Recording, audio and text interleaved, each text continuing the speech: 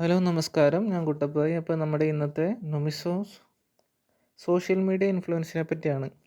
നമുക്കറിയാം നമ്മുടെ നാട്ടിലെ ഒരു 40 വയസ്സ് വരെയുള്ള ആളുകളിൽ മിക്കവരും തന്നെ സ്മാർട്ട് ഫോൺ യൂസ് ചെയ്യുന്നവരാണ്. നമ്മളൊരു ശരാശരി നമ്മുടെ ഒരു ദിവസത്തെ മൊബൈൽ ഉപയോഗം എടുത്തു നോക്കിയാൽ മിനിമം 2 മണിക്കൂറെങ്കിലും ഫോൺ യൂസ് ചെയ്യാത്തവരായിട്ട് ആരും തന്നെ ഉണ്ടാകത്തില്ല. അതിൽ തന്നെ മെയിനായിട്ട് നമ്മൾ യൂസ് ചെയ്യുന്നത് യൂട്യൂബ്, ഇൻസ്റ്റാഗ്രാം, അതുപോലെ ഫേസ്ബുക്ക് ആയിട്ടുള്ള ഞാൻ നോർമലായിട്ട് പറയുകയാണെങ്കിൽ പണ്ടൊക്കെ ടിക്ടോക്ക് ഉണ്ടായിരുന്നു. എങ്കിലിപ്പം ഈ മുതലായ ആപ്ലിക്കേഷനുകളാണ് കൂടുതലും നമ്മൾ യൂസ് ചെയ്തുകൊണ്ടിരിക്കുന്നത്.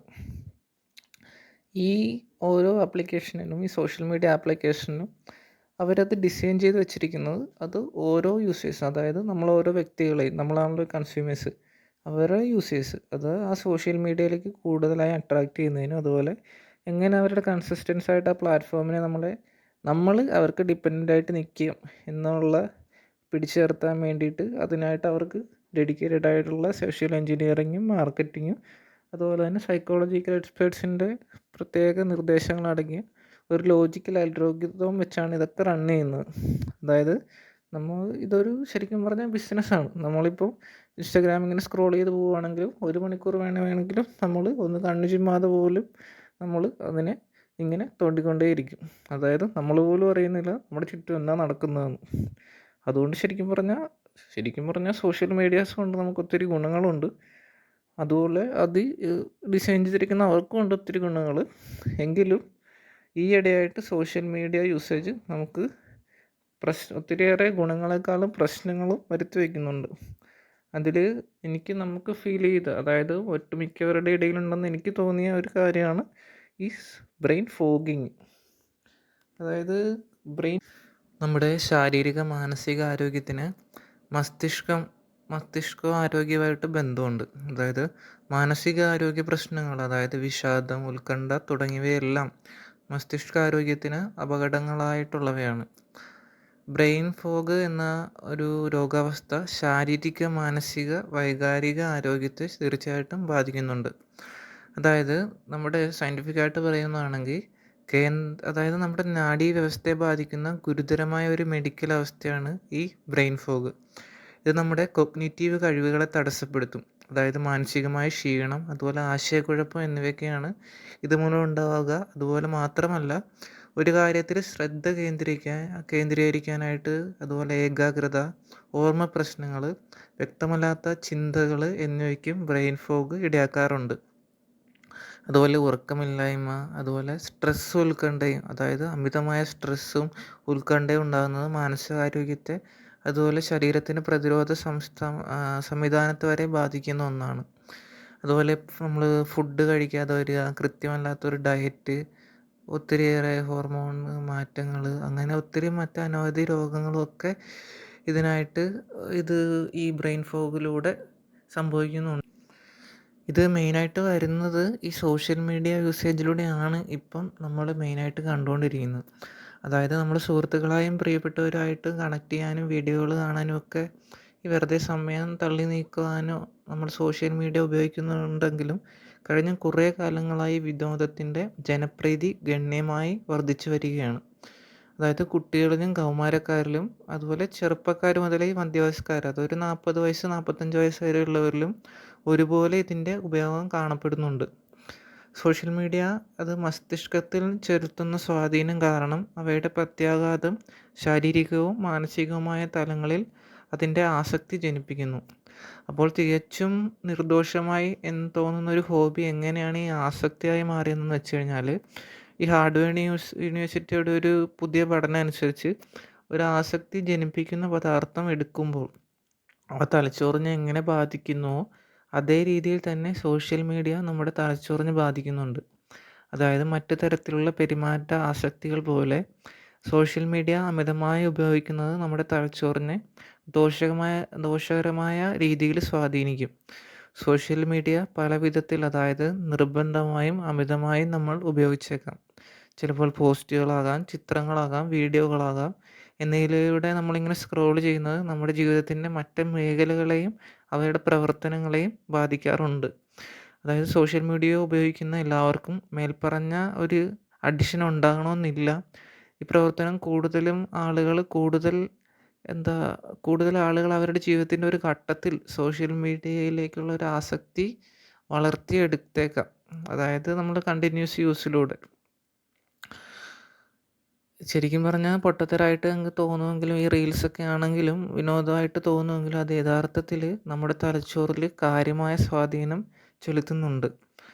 ഒരു സോഷ്യൽ മീഡിയ നോട്ടിഫിക്കേഷൻ നമുക്ക് ലഭിക്കുമ്പം അതായത് നമ്മുടെ ബ്രെയിന് ഒരു സിസ്റ്റത്തെ അത് ഡോപ്പമൈൻ എന്ന ഹോർമോണ് അത് ആക്ടിവേറ്റ് ചെയ്യുകയാണ്. ഇപ്പോൾ നമ്മൾ എപ്പോഴും ഒരു നോട്ടിഫിക്കേഷൻ മൂലം നമുക്കൊരു ക്യൂരിയോസിറ്റി ഉണ്ട്, ഒരു സന്തോഷം തോന്നുന്നുണ്ട്.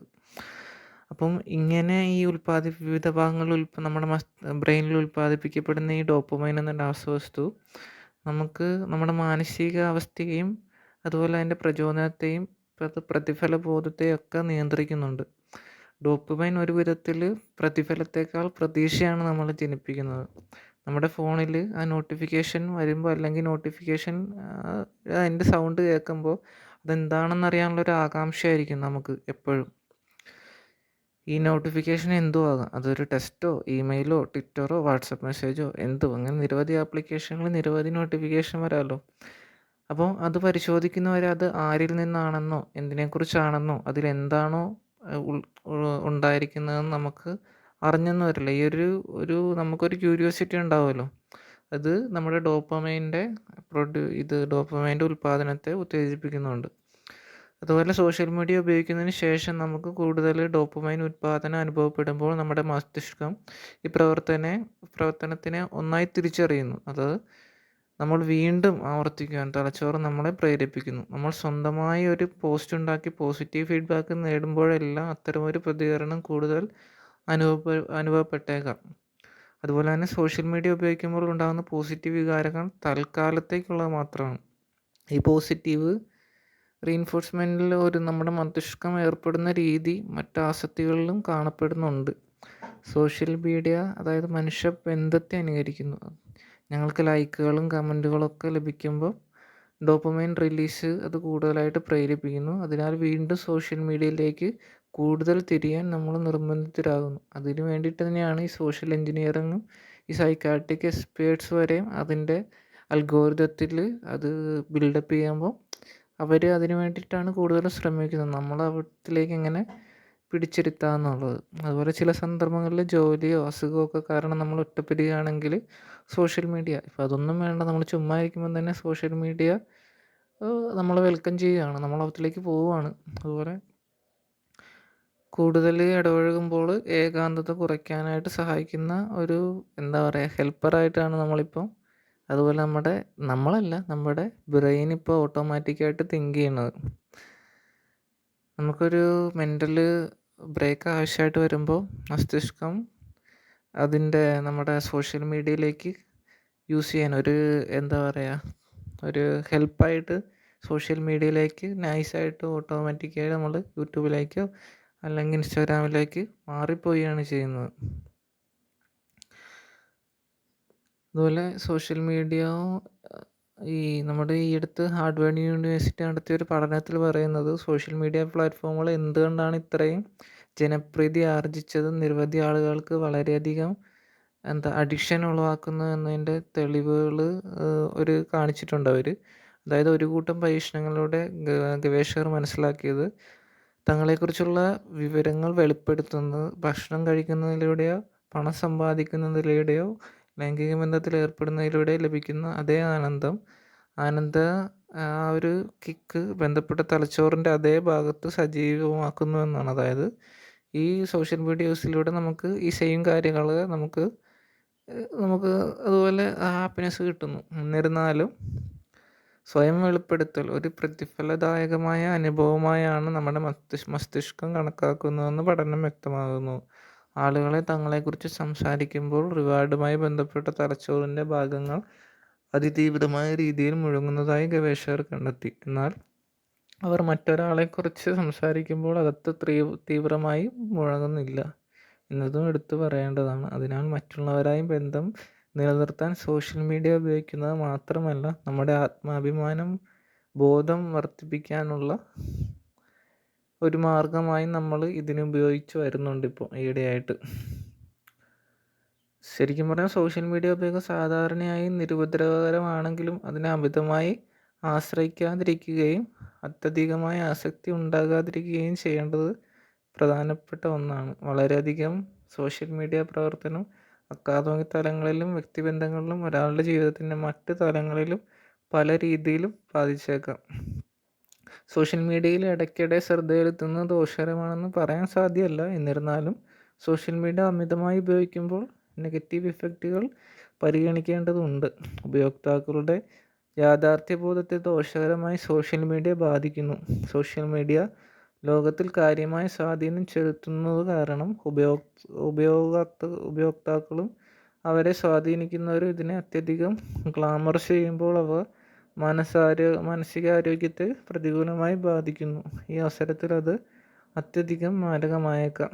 അമിതമായ സോഷ്യൽ മീഡിയ ഉപയോഗം മെമ്മറി കുറവുകളുമായി ബന്ധപ്പെട്ടിരിക്കുന്നു. അതായത് നമുക്കെപ്പോഴും ഓർമ്മക്കുറവ് അങ്ങനെയുള്ള കാര്യങ്ങളൊക്കെ നമുക്ക് പ്രശ്നമായിട്ട് തോന്നും. ഈ സോഷ്യൽ മീഡിയയോടുള്ള ആസക്തിയുടെ ഏറ്റവും വ്യാപകമായി അംഗീകരിക്കപ്പെട്ട കാരണങ്ങളിൽ ഒന്ന് ആത്മാഭിമാനം, വ്യക്തിപരമായ അമൃത്തി, വിഷാദം, ഹൈപ്പർ ആക്ടിവിറ്റി എന്നിവയും അതുപോലെ വാത്സല്യമില്ലായ്മയുമാണ്. അതായത് നമുക്ക് തന്നെ ഒരു കോൺഫിഡൻസോ സെൽഫ് ലവോ ഒന്നും ഇല്ലാണ്ടാവും. ഒരു പ്രസിദ്ധനായ അമേരിക്കൻ ആക്ടർ ബിൽ മുറയുടെ വാക്കുകൾ നമ്മൾ കടമെടുക്കുകയാണെങ്കിൽ, നമ്മൾ എല്ലാത്തിനെയും വിലമതിക്കുന്നതിന് പകരം നമ്മുടെ ജീവിതത്തിൻ്റെ പല വിധത്തിൽ താരതമ്യം ചെയ്യാൻ സോഷ്യൽ മീഡിയ നമ്മെ പരിശീലിപ്പിക്കുന്നു. നല്ല ആശയങ്ങൾ പങ്കുവയ്ക്കാൻ, മറ്റുള്ളവരെ നല്ല രീതിയിൽ പ്രോത്സാഹിപ്പിക്കാൻ, പരസ്പരം സഹായിക്കാൻ മാത്രമായി മാറ്റാൻ സോഷ്യൽ മീഡിയ ഉപയോഗം. അല്ലാതെ നമ്മുടെ ജീവിതങ്ങളെ കീഴ്മേൽ മറിക്കുന്ന തരത്തിലാവരുത്. അവയിലൂടെ മാത്രം ഒതുക്കി തീരാവുന്നവരാവരുത് നമ്മുടെ വ്യക്തിബന്ധങ്ങൾ. അതായത് നമ്മൾ പുറം ലോകമായിട്ട് ചിന്തിക്കാനും ഇൻറ്റിമേറ്റ് ഫ്രണ്ട്സും അതുപോലെ ബന്ധങ്ങളൊക്കെ നിലനിർത്താനായിട്ട് സാധിക്കണം. ഈ കഴിഞ്ഞ കാലഘട്ടങ്ങളിൽ ഒരു 2 മാസമായിട്ട് നമ്മളൊരു കേരളത്തിലൊരു ക്രൈം തന്നെ വെച്ചെടുക്കുകയാണെങ്കിൽ ഒത്തിരിയേറെ സംഭവ വികാസങ്ങൾ ഈ സോഷ്യൽ മീഡിയയിലൂടെ ഉണ്ടാകുന്നുണ്ട്. അതുപോലെ മാക്സിമം അതിൻ്റെ ഉപയോഗം ഒരു ലിമിറ്റഡ് കൺട്രോൾ രീതിയിൽ നമ്മൾ ഈ ചിലർ പറയുമല്ലോ, നമ്മൾ കള്ള് നമ്മളെയല്ല കുടിക്കേണ്ടത്, നമ്മളാണ് കള്ളിനെ കുടിക്കേണ്ടത്. അതുപോലെ സോഷ്യൽ മീഡിയ നമ്മളെയല്ല യൂസ് ചെയ്യേണ്ടത്, നമ്മൾ വേണം യൂസ് ചെയ്യാൻ സോഷ്യൽ മീഡിയനെ.